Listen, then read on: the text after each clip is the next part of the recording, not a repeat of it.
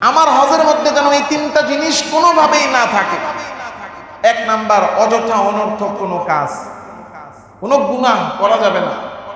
ওয়ালা ফুসুক, কোনো অশ্লীলতা পাপাচার করা যাবে না। ওয়ালা জিদাল, কোনো ঝগড়া করা যাবে না। কোনো বিদ্বেষ হিংসা রাখা যাবে না। এখন দেশে তো যার লগে যা আছে আছেই, বাস হজে যায় এক রুমে 5 জন, এই একজন আরেকজনের লগে লাগালাম। এখন কাবাঘর তওয়াফ করে আর একজন আরেকজনের নামে বদনাম করে, মানে এক রুমে 5 জন থাকে, 2 জন গেছে গিয়া রামগো রুমে ওই লোকটা আছে তওয়াফ করতেছে আর এই রুমেরই আরেকজনের নামে বদনাম করতেছে। কি আছে না নাই? আল্লাহ, 3 জিনিস মুক্ত হজ। এক, রফাত, কোনো অনর্থক কাজ, বেহুদা কাজ করা যাবে না। 2, ফুসুক, কোনো ধরনের পাপাচার, অশ্লীলতা, গুনাহ এগুলো করা যাবে না। ওয়ালা জিদাল, 3 জিনিস থেকে মুক্ত থাকতে হবে। 3 নাম্বার হলো ঝগড়া, বিভেদ, হিংসা, বিদ্বেষ। হ্যাঁ, এটার মধ্যে কি অন্যের হক নষ্ট করা আছে না নাই? আল্লাহ, এই জন্য আমাদেরকে প্রথমত যেই কাজ করতে হবে। এখন আবার একটা প্রশ্ন আসতে পারে যে হুজুর, তাইলে কি আমরা হজে টজে যাওয়ার আগে কারো কমু না, মাফ চামু না, দোয়া নিমু না? অবশ্যই নিবেন, অবশ্যই নিবেন, কিন্তু সেটা যে আমি হক আদায় না কইরা কি 2 নাম্বারই বুদ্ধি যে সিস্টেমে মাফ নিয়ে নিলাম তার কাছ থেকে, না, এইরকম কাজ করবেন না, এরকম না, বরং ডেকে এনে তারা হক আদায় করে দিয়ে পায়ে ধরে মাফ চাইবে। কি হক আদায় করে আপনি মাফ চান, হক আদায় না করে আপনি নেকি কান্না কানবেন আর বুঝাইবেন যে আমি হজ দিতেছি, আমি খুব অনুতপ্ত, অথচ এখনো কি করে নাই? হক আদায় করে দেয় নাই, বোনের সম্পদ বুঝাইয়া দেয় নাই। আপনারা রাগ করতে পারেন, অনেকেই কষ্ট পেতে পারেন। আমাদের কাছে যে কত মানুষ ফোন দিয়া কান্না করে, কত মানুষ দুঃখের কথা বলে, কত মানুষ এসে আফসোসের কথা বলে, ভাইদের নামে অভিযোগ করে, বাবার নামে অভিযোগ করে। হ্যাঁ, মেয়ের অভিযোগে বাবা জাহান্নামী হবে, বোনের অভিযোগে ভাই জাহান্নামী হবে, ভাইয়ের অভিযোগে ভাই জাহান্নামী হবে, ভাইয়ের অভিযোগে বাবা জাহান্নামী হবে। আল্লাহ, এক ছেলে থাকে বিদেশ, সে কষ্ট করে টাকা পয়সা কামায়া পাঠায়, বাবা এই দেশে কাছে যেটা থাকে এটা লাগে মায়া বেশি লাগে, সম্পদ করে এটার নামে। কি এক ছেলে টাকা পাঠিয়েছে, তার নামে সম্পদ করে বাকি সবার নামে। এখন ছেলে আসার পরে দখল তো এদের কাছে, কারণ এরাই তো বাড়িতে ছিল, কাজ করছে, বিল্ডিং করছে, সব এরা। আসার পরে আমি টাকা পাঠিয়েছি, তুমি কি করছো? কয়টা টাকা পাঠাইলেই হয় না। যে হজ যখন আমাদের সময় আসে তো তখন আমাদের দ্রুত করে ফেলা উচিত। আল্লাহর রাসূল সাল্লাল্লাহু আলাইহি ওয়াসাল্লাম বলেন, মান আরাদাল হাজ্জা ফালইয়াতাআজ্জাল, যে ব্যক্তির উপর হজ ফরজ হয়েছে সে যেন দ্রুত হজ করে নেয়। এখন আমরা চিন্তা করি বুড়া হয়ে নেই, বুড়া হওয়ার পরে হজে যায়, হজের বিধিবিধানই সে জানে না, পালন করতে পারে না। কেমনে পালন করবে যখন শরীর না চলে? যখন কিনা শরীর না চলে তখন কি করবে? হজ কঠিন, হজ কঠিন ইবাদত, হজ কঠোর ইবাদত। হজকে জিহাদের সাথে তুলনা করা হয়েছে, কারণ এটার মধ্যে মাল যেরকম দিতে হয় জানটারেও তেমন খাটাইতে হয়। যারা হজে গিয়েছেন তারা জানেন, আল্লাহ আমাদেরকে এখনো তৌফিক দেয় নাই। আপনারা সবাই দোয়া করেন আল্লাহ যেন আমাকে, আপনাদেরকে, আমাদের সবাইকে, যারা আমরা হজ করতে পারি নাই, আল্লাহ যেন কবুল করেন। আল্লাহ তাআলা রব্বুল আলামিনের কাছে কোনো কমতি আছে? আল্লাহ চাইতে হবে আল্লাহর কাছে, আল্লাহ যেন কবুল করেন। আল্লাহ, তো যেই কথা বলছি যে হজ এটা যৌবনের ইবাদত, হজ যৌবনের ইবাদত, এটাকে করতে হবে। কিন্তু আমরা যারা হজ করছি না, হজ ফরজ হওয়ার জন্য কতটুকু টাকা পয়সা দরকার, কতটুকু সামর্থ্য দরকার, হজ ফরজ হয় কখন, এটা একটু বলে নিই। একজন ব্যক্তি সে হজে যাবে এবং আসবে, হজকালীন তার যেই খরচ, সেই খরচ এবং এই সময়টাতে তার পরিবারের যেই খরচ, এই ভরণ পোষণ দিয়ে দেওয়ার মতো সামর্থ্য যদি তার থাকে, তাহলে আর্থিকভাবে সে কি হজ করতে সামর্থ্যবান, তার উপর হজ ফরজ। আমি সংক্ষেপে সহজে বোঝানোর জন্য বলছি। এখন আপনার দৈনন্দিন প্রয়োজনের অতিরিক্ত যে সম্পদ আছে, দেখেন অনেকের আছে ক্যাশ টাকা নাই, বিল্ডিং আছে 3টা, আছে না? এমন হয়তো ক্যাশ টাকা ওনার কাছে নাই, 2টা বিল্ডিং ছিল, এরপরে ক্যাশ টাকা হয়েছে, হওয়ার পরে ওইটা দিয়ে 3য় বিল্ডিং করে ফেলছে, বা বিল্ডিং করবে 6 তলা, কয়তলা? 6 তলা বিল্ডিং করার নিয়ত করছে। এখন টাকা ক্যাশ যাই আসে, খালি এটার মধ্যে ঢুকায়, এটার মধ্যে ঢুকায়, এটার মধ্যে ঢুকায়, ঢুকাইতে 6 তলা করে ফেলছে। এখন এই 6 তলা বিল্ডিং কমপ্লিট, এটা থেকে ভাড়া আসে মাসে মনে করেন 2 লাখ টাকা। তো 2 লাখের মধ্যে তার 1.5 লক্ষ টাকায় তার প্রতি মাসে খরচে হয়ে যায়। তাহলে এখন এই যে 1.5 লক্ষ টাকায় তার সংসার চলে, 1.5 লক্ষ টাকায় তার কি চলে? সংসার চলে। 50,000 টাকা প্রয়োজনের অতিরিক্ত তার এখান থেকে আসতেছে। এখন এই অবস্থায় তার জন্য কি করণীয়? এই 2 লাখ টাকা যে সে ভাড়া পায়, 1.5 লক্ষ টাকা ভাড়া যতটুকু অংশ থেকে আসে অতটুকু অংশ হলো তার প্রয়োজন। আমি কি বুঝাতে পারতেছি? অতটুকু অংশ তার কি? আর ওই যে যেটা তার সংসারে খরচ লাগতেছে না, ওই অতটুকু অতিরিক্ত সম্পদটা, ওইটা কিন্তু অতিরিক্ত সম্পদ। ওই সম্পদের যদি হজ করার মতো, ওইটা বিক্রি করলে যদি হজ করার মতো খরচ হয়, তাহলে ওইটা বিক্রি করে তাকে হজ করতে হবে। আমি কি বুঝাতে পারছি? যদি তার কাছে সে যদি বলে আমার কাছে হজে গেলে 8 লাখ টাকা লাগবে, 7 লাখ টাকা লাগবে, আমার কাছে কি নাই? ক্যাশ নাই, কিন্তু তার সম্পদ আছে। দেখেন যাকাতের ক্ষেত্রে স্থাবর সম্পদের উপরে যাকাত আসে, বুঝেন নাই? একজনের স্থাবর সম্পদ, স্থায়ী সম্পদ যেটা বাড়ি গাড়ি, একজনের 5টা বাড়ি আছে কিন্তু তার কাছে 1 টাকাও ক্যাশ নেই, তার উপরে যাকাত আসবে না। 5টা বাড়ি আছে, 1 টাকাও ক্যাশ নেই, কি আসবে না? যাকাত আসবে না। 5টা বাড়ি আছে, হ্যাঁ, যে ভাড়া পায় সেটা যদি যাকাতের নিসাব পরিমাণ হয়, বছর শেষে গিয়ে যদি থাকে এবং বছর ঘুরে, এটা আমি বুঝাইছি এই মাসালা আপনাদের, তাহলে তার উপরে ওই টাকার উপরে যাকাত আসবে, বিল্ডিং এর উপরে যাকাত আসবে না। সম্পদ, স্থাবর সম্পদের উপর ভিত্তি করে যাকাত ফরজ হয় না, কিন্তু স্থাবর সম্পদের উপর ভিত্তি করে হজ ফরজ হয়। আমি কি বুঝাতে পারছি? স্থাবর এটা সবচেয়ে সহজ, আল্লাহ তাআলা বলায়া দেয়। আমরা অনেক সময় প্রিপারেশন থাকে না যে এই কথাটা এমনি বুঝাবো। আল্লাহ অনেক সময় একরকম বলার পরিকল্পনা নিয়ে আসি, কিন্তু বুঝাইতে পারি না। যেভাবে পরিকল্পনা নিয়ে আসি সেই কথা দিয়ে বুঝাইতে হয়তো পারি না। আল্লাহ সহজ অনেক সময় করে দেয়। আল্লাহ তাআলাই সহজ করেওয়ালা। এজন্য আমরা বলি সুবহানাকা লা ইলমা লানা ইল্লা মা আল্লামতানা। আল্লাহ আমাদের কোনো ইলম নেই, সব ইলম কার? আল্লাহ আমাদেরকে যা বলতে দেন আমরা তা বলি, আল্লাহ যা আমাদেরকে বুঝান তা আমরা বুঝি। স্থাবর সম্পদের উপর ভিত্তি করে যাকাত ফরজ হয় না, কিন্তু স্থাবর সম্পদের উপর ভিত্তি করে কি ফরজ হয়? হজ ফরজ হয়। আমার দৈনন্দিন জীবনের প্রয়োজনের অতিরিক্ত যে স্থাবর সম্পদ আছে, সেই স্থাবর সম্পদ বিক্রি করে হলেও আমাকে হজ করতে হবে। সহজ বুঝছেন না? বুঝছেন না এবার? আলহামদুলিল্লাহ। এই জন্য আল্লাহ রাসূল সাল্লাল্লাহু আলাইহি ওয়াসাল্লাম দেখেন, এই যে হজ আমার উপর ফরজ হলো, আমি হজ করতেছি না, এই ব্যাপারে যারা হজ আমরা না করি, যারা আমাদের উপরে হজ ফরজ হওয়ার পরেও, একটা হলো আর্থিক সক্ষমতা আর শারীরিক। এখন শারীরিক সক্ষমতা কি 30 বছরের বেশি না 60 বছরের বেশি? কথা কয় না। 30 বছরের বেশি। ক্ষেত্র বিশেষ দেখা যাইতে পারে আমার বয়স 30, আমার চেয়ে ওনার বয়স 60, ওনার শারীরিক সক্ষমতা বেশি, কিন্তু ওনার 60 বছরে যেই পরিমাণ শক্তি আছে, ওনার 30 বছরে আরো বেশি ছিল না? হ্যাঁ, এই জন্য যৌবন এটা হলো হজের একেবারে সঠিক সময়। এজন্যই তো বলে এখন যৌবন যার, যুদ্ধে যাওয়ার তার শ্রেষ্ঠ সময়। যৌবন হলো জিহাদের সময়, যৌবন হলো হজের সময়। কোন ব্যক্তির উপর হজ ফরজ, আর্থিক সক্ষমতাও আছে, শারীরিক সক্ষমতাও আছে, সে হজ করে নাই। আল্লাহর রাসূল কি বলেন? হাদিসে কুদসির মধ্যে আল্লাহ বলেন, হাদিসে কুদসি বলা হয় এমন হাদিস, কথাটা আল্লাহর, কথাটা কার?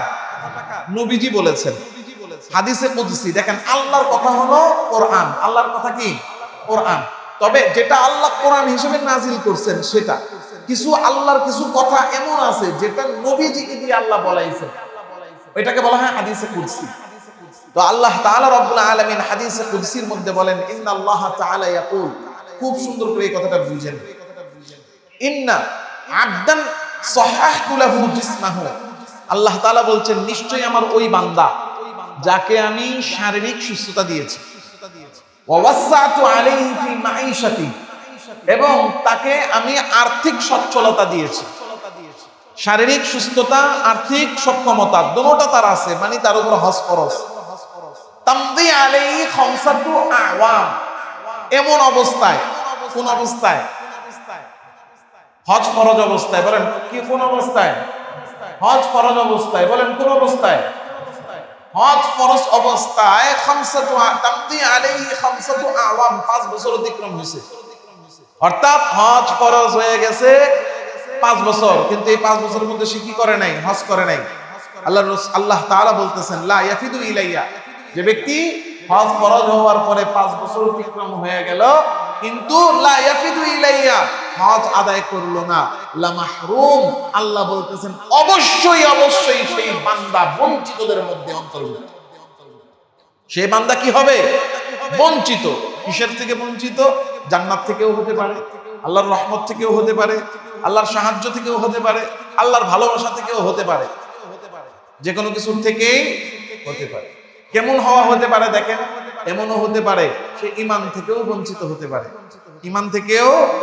কারণ কোন ব্যক্তির উপর হজ ফরজ হয়েছে আর সে হজ না করেই মৃত্যুবরণ করেছে, তার ব্যাপারে আল্লাহর রাসূল সাল্লাল্লাহু আলাইহি ওয়াসাল্লাম এত কঠিন কথা বলেছেন, এত কঠিন কথা বলেছেন, আল্লাহু আকবার। আমাদের উপর হজ ফরজ হয়ে আছে, কিন্তু আমরা এটাকে অনেকে এটা আমরা মনেই করি না যে আমার উপর হজ ফরজ। দোলাইখালে ব্যবসায়ী তো করেন আপনারা বেশি, কি কম বেশি সবাই তো এখানে ব্যবসায়ী বেশি। ব্যবসায়ীদের আল্লাহর রহমতে বরকত অল্প সময় আল্লাহ দিয়ে দেন বেশি। বহু এমন আমাদের দেশে আছে 50 লক্ষ টাকার মালিক, ওনার 20 লক্ষ টাকা ক্যাশ ব্যাংকে পড়ে আছে, এরপরও হজের চিন্তা ওনার মাথায় আসে না। আছে না? আবার বহু আছে চিন্তা মাথায় আছে, তারা যদি শুনে বলা হয় কি ও ভাই হজটা কইরা লান এবার, কারে না রে ভাই 5টা ছাদ হয়েছে, চিন্তা করছি আরেকটা দিমু, ওই ছাদটা দিয়া এরপরে পোলাটারে বিয়া করে এরপরে হজে যাবো। এই এক গ্রুপ আছে।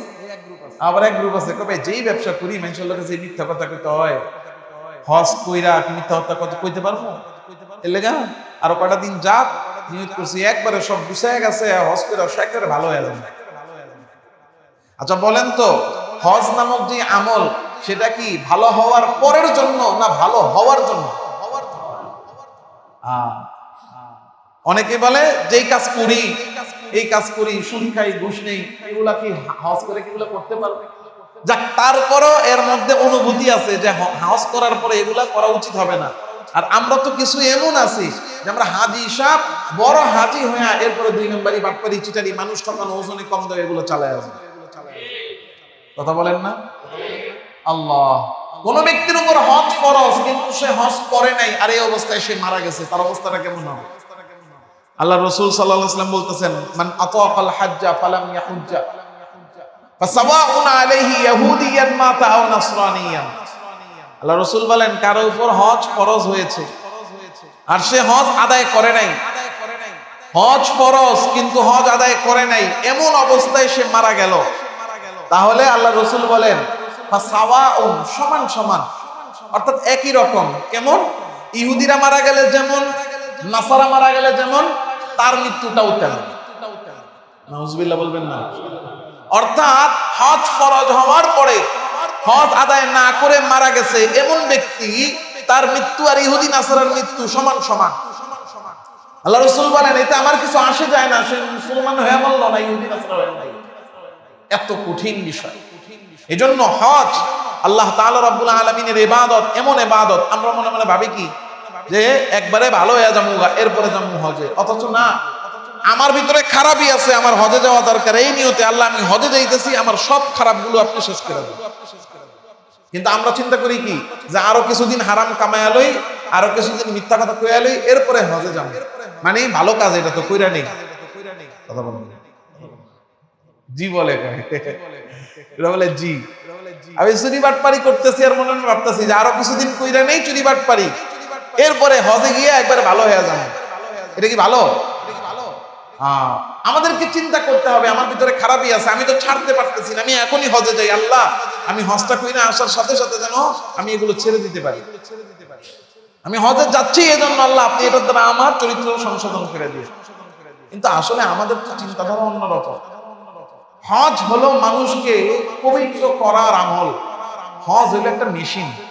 এই যে আপনারা এখানে আসার সময় দেখি, যখন আসি হাইটা এই যে এই খাল পাড়ে দেখি অনেক মেশিন, তো যতটুকু ধারণা আছে এমন এমন কিছু মেশিন আছে, এই পাশ দিয়া লোহা ঢুকায়, ওই পাশ দিয়া বিভিন্ন জিনিস হয়ে বাইরে হয়, তাই না? এদিক দিয়ে লোহা ঢুকাইতেছে, ওদিক দিয়ে স্ক্রু বেরিতেছে, এদিক দিয়ে লোহা ঢুকাইতেছে, ওদিক দিয়ে নাট বেরিতেছে, এদিক দিয়ে লোহা ঢুকায়, ওদিক দিয়ে বল্টু বাইরে হয়। মেশিন হজ হলো এমন একটা মেশিন যে আমি গুনাহগার, চোর, বাটপার, বেনামাজি, মক্কর, সুৎখোর, হজে যাইতে হবে এমন নিয়তে যে আমি ঢুকতেছি মেশিনের মতো বের হব পবিত্র হয়ে।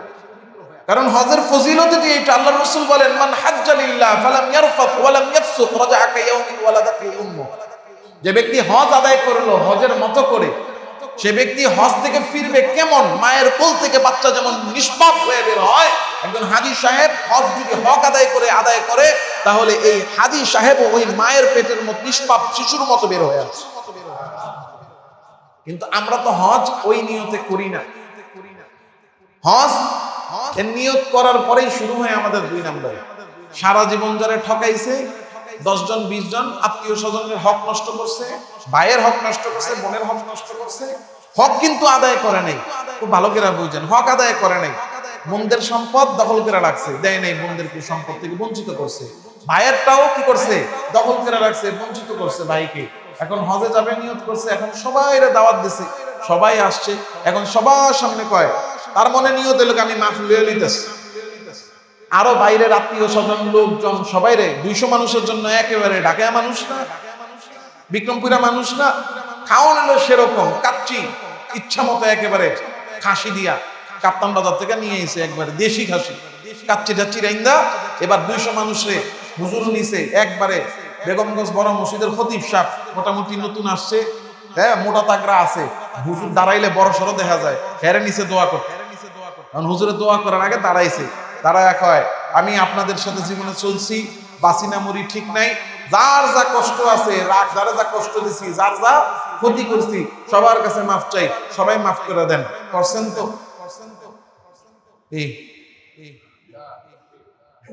কেউ না কইতে পারে?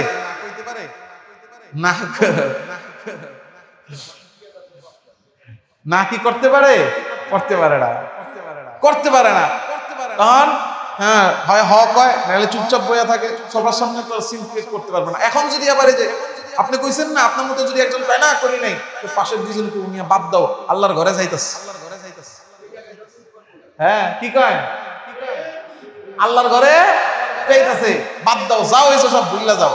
যে ঝগড়া করে, হ্যাঁ, দোয়াটা শেষে হ্যাঁ লোক একটু বুকে বুক মিলাইয়া দেয়, সবাই তো সমাধান করে দেয়, উনি মাফ নিয়ে নিস। কি আব্বা জান আমার কথা ঠিক না? এই কাজ করে কিনা? আল্লাহু আকবার।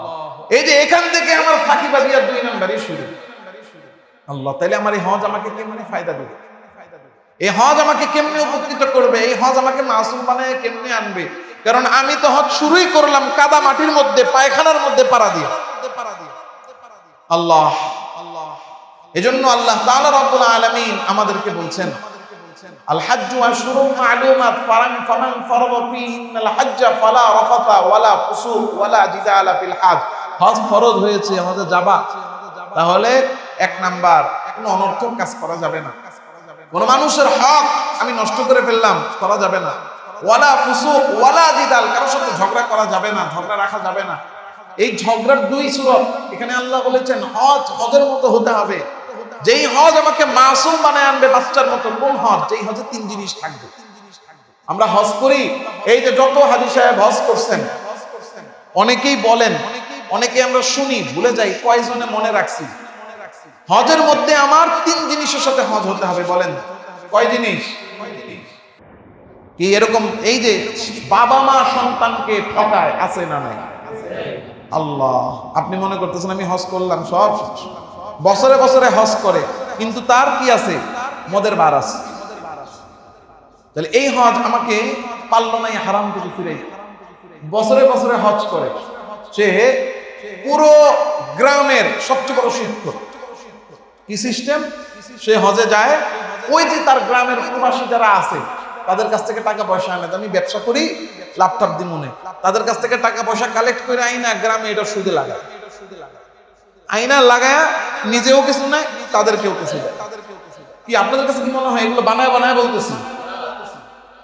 আল্লাহ, তার হস্ত আল্লাহর জন্য হয় নাই। আল্লাহ তাআলা বলেন ওয়াতাযাওয়াদু ফাইন্না খায়রাজ যাদিত তাকওয়া। তোমরা হজে যে যাবা সামানা প্রস্তুত করে, আমরা খালি লাগেজ প্রস্তুত করি, 2 মাস আগে থেকে লাগেজ বানানো শুরু করি। আল্লাহ বলেন লাগেজ গুছানোর আগে অন্তর গুছাও, লাগেজ গুছানোর আগে অন্তর গুছাও। অন্তরটা যদি গুছায় নিতে পারি, অন্তরটা যদি ঠিক করে নিতে পারি, তাইলে না আমার হজ আমাকে ফায়দা দিবে। কি ফায়দা দিবে? দেখেন, এই জিনিসগুলো মুক্ত হজ যদি আমরা করতে পারি, আল্লাহর সন্তুষ্টির জন্য, লোক দেখানো মুক্ত। আল্লাহ হজ করে আসছে, এখন যদি কেউ হাজি সাহেব না ডাকে, বিয়ে শাদীর মধ্যে নাম লেখছে ইব্রাহিম খলিল, এখন শুধু ইব্রাহিম খলিল, আগেও লেখতো মোহাম্মদ ইব্রাহিম খলিল, হজ করে রাখার পরেও লেখছে মোহাম্মদ ইব্রাহিম খলিল। এখন কার্ডটা দেখছে, ওর মাইয়ার বিয়ার দাওয়াত দিছে, কার্ড কি আমি যে হজ করে এলাম কি জানে না, আমার নামটা যে শুধু ইব্রাহিম খলিল লেখলো, হাজি ইব্রাহিম লেখলে কি ওর কোনো সমস্যা আছে? না, এটা তো লেখবো না, এটা লেখলে আমার সম্মান দেওয়া হয় না। আমি যে 200 মানুষের দাওয়াত করে কাচ্চি বিরিয়ানি খাওয়াই আর দোয়া টোয়া কইরা যে হজে গেলাম, তা ও কি জানে না আমি হজে গেছি? এই কাচ্চি তো তখন খাওয়ার সময় ভালোই খাইছে, আমার নামের আগে হাজি লেখতে সমস্যা রাখে। পাশের তো আরেকজনে কয় ঠিকই কইছেন, আপনি যে হাজি সাহেব এটা করিলে তো আর আপনি হজ করে আলেছেন, ওই করতে পারে নাই, ওর ইজ্জত থাকে না, এর লেগে আপনারে হাজি লেখেনি। যাইতা মিনা ওর মাইয়ার বিয়ে কি আমার জীবনে বাস্তবে একটা ঘটনা শোনাবো। আল্লাহ, আমি তখন উত্তরা পড়ি, ছাত্র। তো সাধারণত জেনারেল ফ্যামিলির তো আমাদের আলহামদুলিল্লাহ, আমি যত মাদ্রাসায় পড়ছি কখনো কোনো মাদ্রাসা থেকে কখনো ফ্রি খাই নাই। আল্লাহ তাআলা রাব্বুল আলামিনের শুকরিয়া, আমার পরিবার আমাকে সবসময় টাকা দিয়া পড়াইছে, টাকা দিয়েই মাদ্রাসায় পড়ছি আলহামদুলিল্লাহ, টাকা খরচ করে। এরপরও কিছু কিছু মাদ্রাসায় নিয়ম থাকে, যে সমস্ত মাদ্রাসায় তুমি ধনী হও গরিব হও, ফ্রি খাও টাকা দিয়ে খাও, মাদ্রাসায় কোরবানির সময় আমার কাজ করতে হয়। তো আমার জীবনে আমি 2টা বছরই কোরবানির সময় কাজ করছি, ওই যে চামড়া কালেকশন, এটা উত্তরা, তখন আমি পড়ি। তা আমাদের কাজ পড়ছে 7 নম্বর সেক্টর উত্তরা। তো ওখানে আমরা কাজে গেছি, একটা ছাত্র মানে অন্য একজন, সে এক বাড়িতে গিয়ে গরুর চামড়া চাইছে, তো তারা দিয়ে দিছে যে ঠিক আছে তোমরা মাদ্রাসায় নিয়ে যাও। তো এখন ওরে বলছে যে কি নাম লিখবো, রিসিট দিচ্ছে না, চামড়ার রিসিট। তো বলে যে কি নাম লিখবো, তো ধরেন বলছে যে হাজি ইব্রাহিম খলিল লেখে। তো ছাত্র মানুষ তো আসলে যেটা হয়, একটা বয়সে তো আসলে অনেক কিছু আমরা বুঝি না, সামাজিকতার বিষয় থাকে, একটা মানুষকে খুশি করার বিষয় থাকে, ছোটবেলায় তো আসলে এত কিছু বুঝিও না। তো যখন বলছে হাজি ইব্রাহিম খলিল, ও চিন্তা করছে আরে হাত হুত রক্ত মুক্ত ভরা, কোন রকম লেখা দিয়ে দেবে। তো ধরেন ও হাজি না লেখা শুধু ইব্রাহিম খলিল লেখা দিচ্ছে।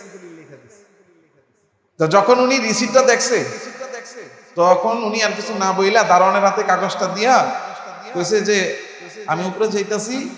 উনারা বইল শুধু ইব্রাহিম খলিলের কাছ থেকে চামড়া নিয়ে যাইতে, হাজি ইব্রাহিম খলিলের চামড়া তো উনি লেখেই নেই, সুতরাং আমার চামড়া যেন না। এখন উনি উপরে উঠে গেছে, এখন এই বেচারা তো চামড়ার জন্য ঘুরতেছে, চামড়ার দেয় না। কেন দেয় না? এখন দারোয়ানও তো বলতে লজ্জা, প্রথম বলে না, অনেকক্ষণ ঘুরার পরে বলতেছে এই যে আপনি স্যারের নামে শুরুতে হাজি লেখলেন না, এই কারণে স্যারে রাগ হইয়া আপনার করে চামড়া না দিচ্ছে। আল্লাহ, তাহলে আমি হজ করলাম কার জন্য? কার জন্য? হজ হতে হবে আল্লাহর জন্য। যদি আমার হজটা এমন আল্লাহর জন্য যদি হয়ে থাকে, মানুষের কাছ থেকে প্রশংসা বাহবা কুড়ানোর জন্য না, মানুষের কাছে সম্মানিত হওয়ার জন্য না, সম্মান তো আল্লাহ যারা দিবেন তারা দুনিয়াতেই দিয়ে দিবেন। এবং হজের হুকুক আদায় করা, হজে যাওয়ার আগে অবশ্যই মানুষের সমস্ত হকগুলো আদায় করে যাওয়া, মানুষকে না ঠকানো। হুকুকুল ইবাদ যতক্ষণ পর্যন্ত আমার কাঁধে থাকবে ততক্ষণ পর্যন্ত আল্লাহর কাছে কোনো ইবাদত কবুল হবে না। এই একটা হাদিস শুনাইয়া দিই, সময় হয়ে গেছে। আমরা তো হারাম উপার্জনকে কিছুই মনে করি না। দেখবেন হজে যাইতেছে প্রতি বছর, খোঁজ নিলে দেখা যায় যে হারাম উপার্জন করছে, টাকার অভাব নেই, টাকা আছে এই জন্য প্রতি বছর উমরা করতেছে, 2 বছর পর হজ করতেছে। কিন্তু খোঁজ নিলে দেখা যায় তার কাছে মানুষ কোটি কোটি টাকা পাবে, সে দেয় না, দেওয়ার কোনো ফিকিরও নেই, ইচ্ছাও নেই। উনি মনে করতেছে যে আমি তো হজ করতেছি, যে শুনছে না হজে গিয়া হাজরে আসওয়াদে চুম্মা দিলেই সব মাফ। আল্লাহ রাসূল সাল্লাল্লাহু আলাইহি ওয়াসাল্লাম হাদিসে বলেন, মান ইশতারা তাওবান বিআশরাতি দারাহিম ফিহি দিরহামুন হারামুন লা ইয়াকবালুল্লাহু সালাতাহু মা দামা আলাইহি। কোন ব্যক্তি যদি একটা জামা কিনে, কি কিনে? জামা কিনে, যেই জামাটার দাম 10 টাকা, এই 10 টাকার মধ্যে 1 টাকা মাত্র হারাম, হালাল কয় টাকা?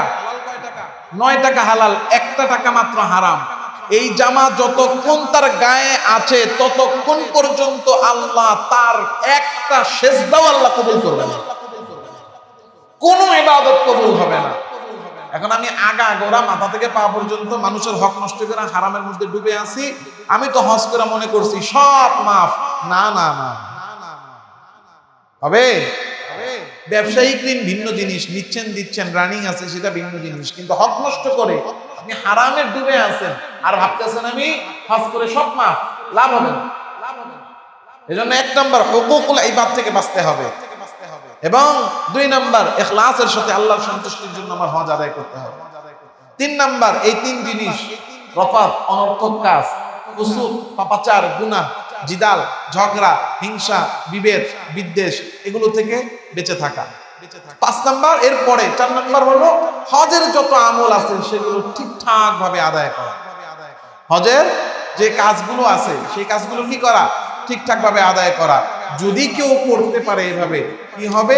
আল্লাহর রাসূল সাল্লাল্লাহু আলাইহি ওয়াসাল্লাম তার ব্যাপারে পুরস্কার ঘোষণা করেছেন।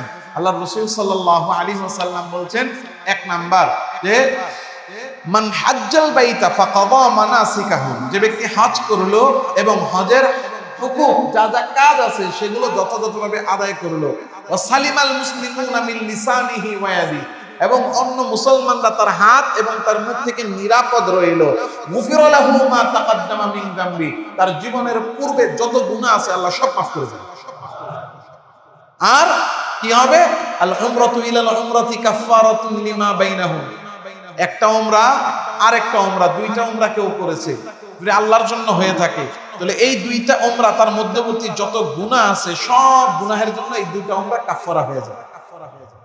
আর ওয়াল হাজ্জুল মাবরুর, ওই যে যা যা বললাম ইখলাস ঠিক রেখে আল্লাহর সন্তুষ্টির জন্য বান্দার হক আদায় করে আল্লাহ যেভাবে বলেছেন সেই হুকুমগুলো আদায় করা, ঝগড়ার ফাসাদ পাপাচার অনর্থক কাজ থেকে বেঁচে কেউ যদি হজ আদায় করে, যেটাকে হজ্জে মাবরুর বলা হয়, আল্লাহর রাসূল বলেন ওয়াল হাজ্জুল মাবরুর লাইসা লাহু জাযাউন ইল্লাল জান্নাহ, হজ্জে মাবরুরের প্রতিদান শুধুমাত্র আল্লাহর জান্নাত। এজন্য হজের মৌসুম চলে আসছে। হজে ইতিমধ্যেই হাজী সাহেবরা রওনা করেছেন, করছেন, যাচ্ছেন, যাবেন। তো তাদের জন্য হলো যে তারা হুকুকগুলো আদায় করে হজ করবেন। আর আমরা যারা এখনো হজ করতে পারি নাই, একটা হলো দিলকে প্রস্তুত করা এবং মানসিক এবং শারীরিক আর্থিক প্রস্তুতি গ্রহণ করা। দেখেন এই যে আমরা কথাগুলো বললাম, যারা আমরা হজ করব, নিয়ত করছি আগামীবার হজ করব, এরকম যারা আমরা আছি, তো এখন মনে করেন আমরা প্রস্তুতি নেই। কিসের প্রস্তুতি নেই? আমার হজে তো 6 লাখ টাকা জমা দেওয়া লাগবে, আরো 2 লাখ খরচ আছে, এই 8 লাখ টাকা কেমনে গুছানো যাবে? 30,000 টাকা প্রথমে দেই, রেজিস্ট্রেশন করি, এরপরে স্টেপ বাই স্টেপ টাকা, এগুলোর প্রস্তুতি আমরা নেই ঠিক। কিন্তু এর বাইরে যে আমলগুলো আছে, যে বান্দার হক থেকে মুক্ত হয়ে যাওয়া, তাদের হকগুলো আদায় করা, কাউকে ঠকিয়ে থাকলে তাদের কাছ ঠকানোগুলো ফেরত দিয়া তাদের কাছ থেকে মাফ নিয়ে নেওয়া, নিয়তকে সহি করে নেওয়া, ওখানে যে যাব ওখানে গিয়ে আমলগুলো যাতে যথাযথভাবে করতে পারি, গুনাহ থেকে বাঁচতে পারি, এই যে মানসিক প্রস্তুতিটা নিয়ে রাখা, এই প্রস্তুতি কিন্তু আমাদের নেই। এই জন্য এখন থেকেই আমরা ভবিষ্যতে যারা হজ করার 1 নম্বর হলো যাদের উপর ফরজ হয়ে আছে, আল্লাহ রাসূল তো কঠিন ভাবে, আল্লাহ নিজে কঠিন ভাবে বলেছেন যে যাদের উপর হজ ফরজ, আমাদের অনেকের উপর হজ ফরজ, আমরা জানিও না, বুঝিও না, খেয়ালও করি না। এই জন্য নিয়ত করি যে আমরা আমাদের উপরে ফরজ হওয়া হজ আমরা আদায় করব। আল্লাহ আমাদের সবাইকে তৌফিক দান করেন। নিয়ত করা যায় তো, হজ করেন নাই কিন্তু এবার নিয়ত করেন যে আগামী বছর আল্লাহ যদি তৌফিক দেয়, হজ ফরজ হয়ে আছে, যারটা নিজেরটা নিজে জানি, নিয়ত করেন যে ইনশাআল্লাহ আগামী বছর হজের নিয়ত করলাম। এই তো এখন থেকে ফিকির করে চেষ্টা করে শুরু করে দেব। কে কে আছে? সবাই পাইকারি ধরে হাত তুলেন না, সবাই পাইকারি ধরে হাত তুলেন না। যারা করছেন করছেন, যারা করেন নাই তারা নিয়ত করেন। যদি ফরজ হয়ে থাকে, আমি ফরজ আদায় করি নাই, আমি এই বছরে আমি সারা বছর লাগে চেষ্টা ফিকির করে আমি আমার ফরজ আদায় করি। পারা যাবে? উমরা না হজ, হজ উমরার বয়ান তো করবো। হজ ফরজ হয়েছে, করি নাই, ইনশাআল্লাহ আগামীবার করবো। বললেন না 2-4 জন, মাশাআল্লাহ বেশ কয়েকজন। ও পিচ্চিরাও হাত তুলছে, এত লোক পাইলাম না তো, সবাই হজ আদায় করে ফেলছে, মাশাআল্লাহ। আল্লাহ আমাদের সবাইকে তৌফিক দান করেন। আল্লাহর ঘরে যাইতে শুধু টাকা লাগে না, মনের দরদ লাগে, মনের চাওয়া লাগে, আল্লাহ কবুল করা লাগে। সম্পদওয়ালারাই চাইতে পারেন, আল্লাহ কবুল করলে যাওয়া যায়, নাইলে যাওয়া যায়। এজন্য আল্লাহর কাছে দোয়া করো, আল্লাহ আমাদের সবাইকে তৌফিক দান করেন, আমিন। ওয়া আখিরু দাওয়ানা আলহামদুলিল্লাহি রাব্বিল আলামিন। Presents by Kuakata media centre. হক্কানি আলেমদের নিত্য নতুন ভিডিও পেতে আমাদের চ্যানেলটি সাবস্ক্রাইব করুন। কুয়াকাটা মিডিয়া সেন্টার, ইসলামিক বিনোদনের বিশ্বস্ত সঙ্গী।